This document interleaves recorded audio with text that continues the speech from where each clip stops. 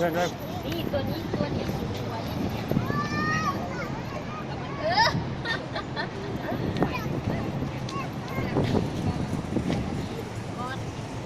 เออไอ้บอส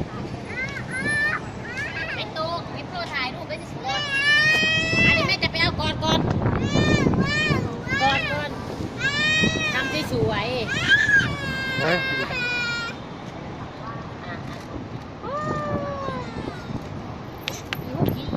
วิ่งไปบน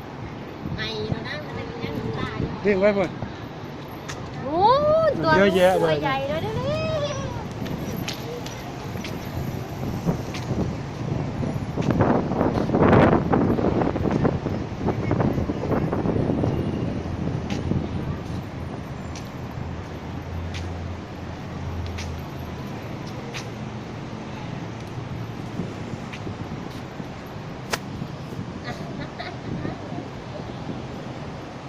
ผู้ร้ายเถอะ